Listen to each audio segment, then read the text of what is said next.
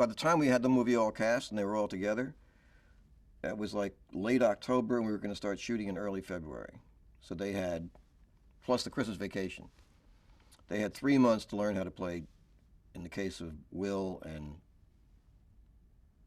Jack, guitar, and John Magara, who started out playing drums, had 3 months to learn how to play drums. I came down occasionally, and then I started to say, my God, they really took to it very quickly, and I felt a little bit better. A lot of guys have a fantasy of being in a rock and roll band. Probably most of us, you know. And so these guys got to do it a little bit later than other people. They were in their mid-20s or so, and they got to be paid, and they were having Steven Van Zandt teach them, and they were in Steven Van Zandt's studio. So it was they had a great time.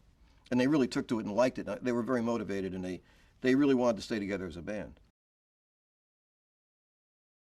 In the movie, he's in love with this girl named Grace Dietz, who's like one of the popular girls in high school, one of the pretty girls. And she doesn't give him a tumble at all, doesn't even know he's alive, and he's too shy to do anything about it.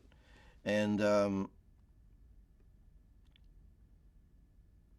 he becomes the lead vocalist of this band, and then she notices him, and they become boyfriend-girlfriend.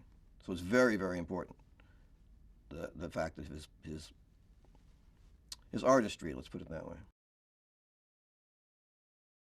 She's gorgeous and very delicate looking, and she also looks like she's from another time. She looks like she's from the Victorian era or some sort of English. She's not English, she's Australian, but very pale, pale and fair colored.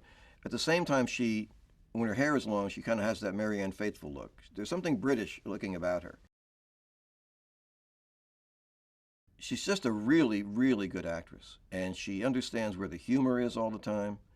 And what I didn't realize about her was she's very spontaneous and physical. Like, she got the job because when she came to read for the part, she was playing opposite Douglas, opposite John, who was playing Douglas. That we were doing screen tests, and they had an argument.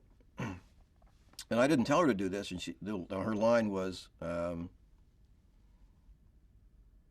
"You were a small person in high school, and you still are." That was her line. And what she did was she said, "You're a small person," boom, and hit him with her purse in the shoulder, like. And it was great. It was so real.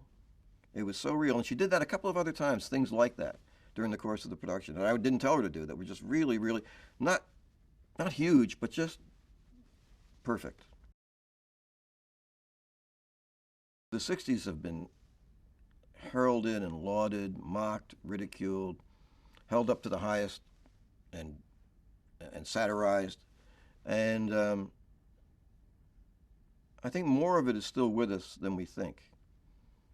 In fact, some people would say, I think some conservative people would say, there's too much of it still with us. And that's partly what I was trying to say, was that hasn't faded away. And there are things about that naivete and idealism of that time, which would be nice if they hadn't faded away, but a lot of it has. It was very difficult because one little thing when you're doing a period piece, one little thing wrong, anywhere in the shot, and you've blown it. And so it takes you a lot of time. You have to start over again often. It takes much more time to shoot than just regular present day. Present day you can turn the camera around and shoot, but not period. When the name Mark Johnson first came up, I went to Rain Man right away because I really like that movie a lot. I think it's a phenomenal movie. And he signed on, and he was working on it. We were working together, and of course Diner came up, and I thought, he said, "Well, this is kind of like Diner." I said, "In what way?" He said, "It's about 5 guys growing up, coming of age story." I thought, "Oh yeah, right."